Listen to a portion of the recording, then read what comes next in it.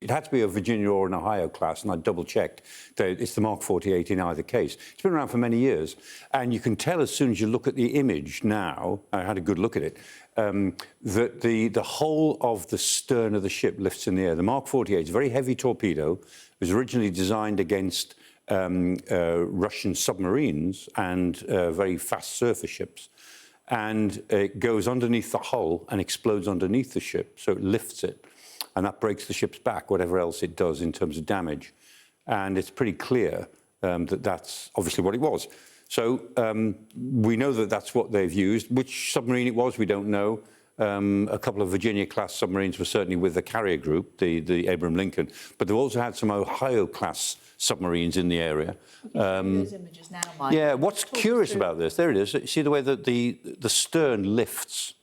If you have maybe get a second look at it. The other thing that's curious about this, there's a fire already on the ship, midships. It's not clear what caused that, because if a previous Mark 48 had hit... Oh, is that the plume of smoke we can see, the black smoke? Looks like it, yeah, there's black smoke, but there's a lot of, this is a strange image in a way, but there looks as if there's either a fire or a lot of heat being generated from midships.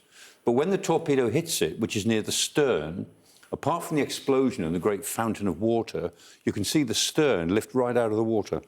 So the torpedo has gone underneath the ship and exploded, which is what it's designed to do. Why is that? Why is it designed to basically not penetrate the hull, as I suppose most people would imagine torpedoes do? Exactly. Well, old-fashioned torpedoes in the Second World War put a big hole in the hull, and most ships would sink, but some didn't. I mean, a lot of ships had big holes in the side. I mean, the tanker Ohio, on the famous Malta convoy, the pedestal convoy, had a huge hole in the side. It still made it to Malta. It was towed in and pushed and pulled and held out of the water. Great heroic story, and they got it into Malta with an enormous hole in the side.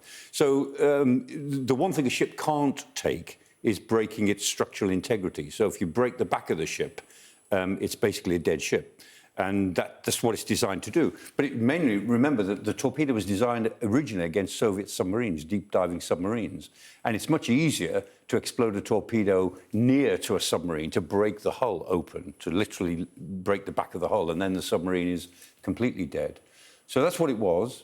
The ship itself is the Denner, which was a new frigate, one of the pride of the Iranian Navy. And it had obviously not long left Sri Lanka, or Sri Lankan waters. We don't exactly know where it was, but the Sri Lankans were saying, well, it wasn't in our territorial waters, but it was within our rescue zone, which means that it was within the zone in which they are expected to reply to any distress signal. So it couldn't have been that many miles away from Sri Lanka. So it was in the, as it were, the more eastern part of the Indian Ocean, between Sri Lanka and the Gulf.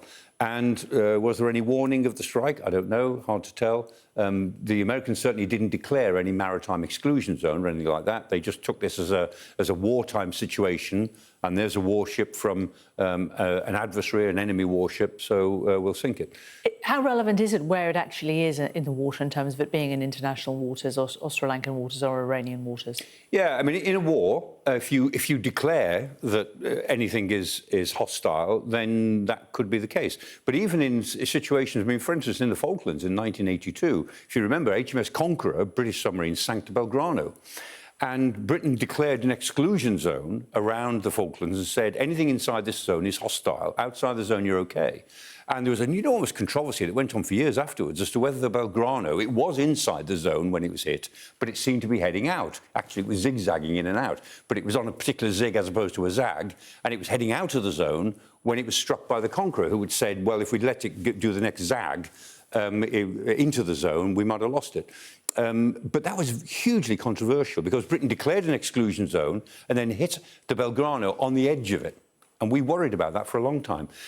The Americans haven't done anything like that in this case. And Pete Hegseth said in his press conference just a couple of hours ago, he said, look, we're not having any stupid rules of engagement. These are robust rules of engagement. This is what we do. And we're not going to be put off by any of this. So this is the Americans, as it were, doing what they said they were going to do. I think the world will find this maybe a bit hard to accept. But it was a warship, 180 crew, which is what you'd expect on a frigate, only about 30 survivors.